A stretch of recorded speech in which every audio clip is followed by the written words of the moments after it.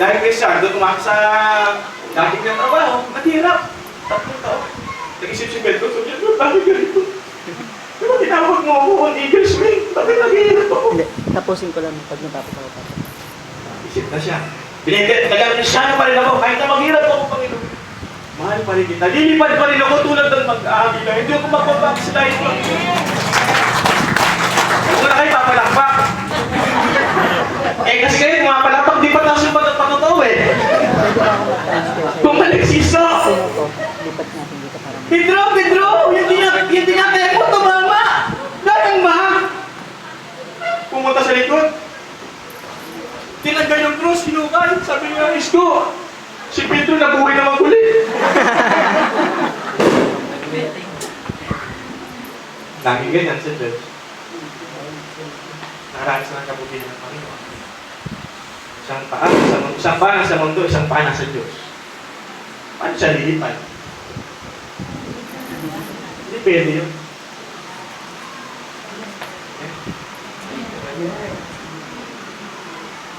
Okay lang kung malaki, kung mainit eh. Balikan naman, sinusukay.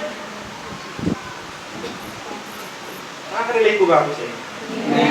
Huwag kong sisihin ng Diyos kung bakit hindi ka nagtagumpay sa paglipad mo. Baka ikaw ang nagkulang. Hindi pwedeng magkulang ng Diyos sa pagbinig ko. Hindi siya nagkakali sa pagpili sa iyo. Ikaw ang nagkakali sa pagsagot ko sa iyo. I don't know kung bakit ito sinasabi ko, pero ito siguro yung kailangan natin ngayon. Alamin mo, pagiging anak mo, know your benefits. Okay, pala tayo magpapasimula. Okay lang po. Amen. Hindi naman kayo naantok kayo. Psalm 103, verse 1 up to 5. This is one of my favorite songs sa Bible. Ito po yung isa sa pinakamahirap sa Bible, ano? Psalm 103, verse 1 to 5. Nakita niyo ba yung Bible ni Pastor? Nakita niyo po?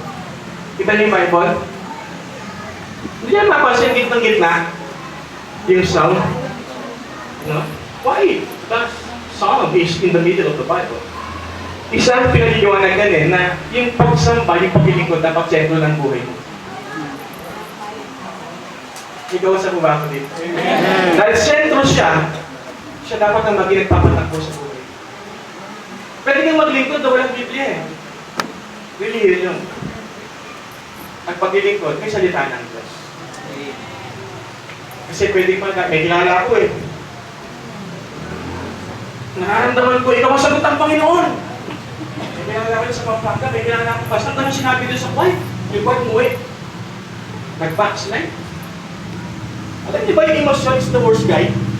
Your emotion would be your worst guide. Sa pagpili ng asawa, kahit kung binabagay sa church namin, mothers knows best. Wala kumita na. Sa Bible, pag binasa mo, lahat ng nagtagumpay sa Bible, tinulungan ng magulang pimili na ng asawa. Amen. Hindi ako bisito sa marami siguro dito. Totoo po, ako naniniwala. Pag binasa mo, yung biblical principle, lahat ng nagtagumpay, talagang umusulto sa magulang. Okay. Kasama ko yung aking may bahay. Wala akong nagawa. Pinagkasundo ko sa kanya. Kasi magkaibigan yung mga magulang namin. Pero naniniwala kong tama ang aking pinili. Pagkat hanggang ngayon masaya pa rin kami. Amen, amen? Walang masaya natin ng Panginoon. Kasi naroon na ng Panginoon eh. Amen. Tama na yung kwento. Psalm 103. Alam niyo, yung psalm na ito, ang tema niya, ang tawag sa kanya sa amin, sa komentaryo, ito yung tinatawag na the songbook of the godly or the theme of the believer. Ito daw yung theme song ng mananampalataya. Kayo ba may theme song? Hindi sacrifice. Yeah, ganda. Ang tagal ko na yun, nasa baon na yun eh, hindi ko na siya alam na kanina, nag-verse ako. Hindi ko na, doon ako nagpasimula eh. Alam niyo ba yung theme song na kalulungkot, pinapatugtog kailan? Ano verse? Pagbigo!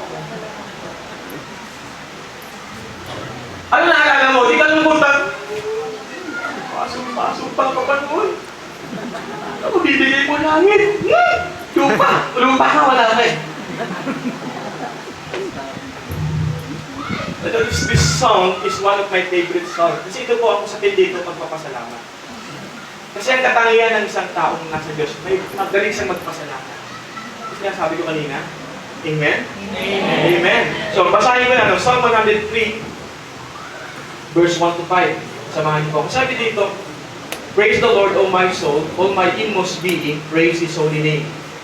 Praise the Lord, O my soul, and forget not all His benefits, who forgives all my sins and heals all my diseases, who redeems your life from the pit and crowns you with love and compassion. Verse 5, kaya niyo Masok who satisfy your desires with good things, so that your youth is renewed like an Eagle. Pasok, di ba? Pastor Red? Kaugnayan ng ng ating tema, no? Hawakan mo ako. Na ang pananampalataya sa Panginoon, kapag meron kang Diyos, talagang agil lang eh. Yung mentality mo magiging, talagang agil lang. Alam niyo ba yung psalm na ito? Naalala ko kasi, 1995, alam ko na nakakatanda sa inyo, sa Edinburgh, Scotland po, may pinatay, yung mga nagwawala. 1995, doon sa Edinburgh, Scotland, may pinatay doon, 16 na estudyante. Patay niyo yun. Bago yung mismo pumatay, kaya natin din namatay. So, sobrang lungkot po, excuse me, doon ay nagsarado yung school. Kagayo po yata, parang hindi na nag-ooperate. So, sobrang lungkot na nangyari dito. That was 1995. Sabi po, may naganap din makalipas sa amin. Malapit po sa amin yung sa Cavite. Doon yung nagwala, pumatay. Malapit po sa amin yun. Muntik na magaling si Pastor Jerome. Dito po, siguro ang dito sa kanto po, Pastor, yung layo. Bakit ko sinasabi? Sa sobrang lungkot po, ay talagang nananggal yung buhay ng marami sa Edinburgh that year, 1995. Malungkot ba yun? Malungkot mo wala. Alam niyo ba, nakakatuwa kasi from that same place, may nangyari din. Yung 1600 po, by the names of James Renwick, isa pong missionary dito ng Panginoon. Siya po ay pinatay din sa marketplace. But nagkaiba po sila. Kasi pag namatay niya po, ang ganda ng nangyari, why, Pastor Ben? Binabanggit niya po yung psalm na ito, yung Psalm 103. Binagarote po siya doon sa marketplace. Ano niyo ba yung garote? Nasa tanapin.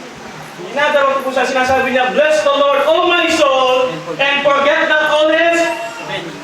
Pinapatay na. Napakasaya pa. You know what is the reason? He knows this. Alam niya, binibis niya bilang anak. Can you say amen? Amen. Kaya pag tinas mo pag tinas mo yung Isaiah 40, verse 21, pag sa 21, nasabi doon, Do you not know? Do you not know? Do you not heard? Sabi doon. Kasi pag hindi mo alam na anak ka ng Diyos, ikaw ang pinakamalungkot na tao. Tayo anak ng Diyos, kahit na naghirap, hindi na reklamo yan.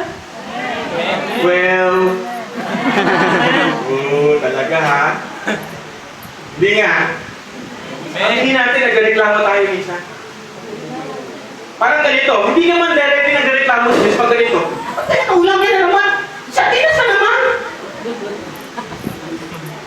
Ako nga, nag-mission kami sa Mindoro eh. One time, nag-mission kami.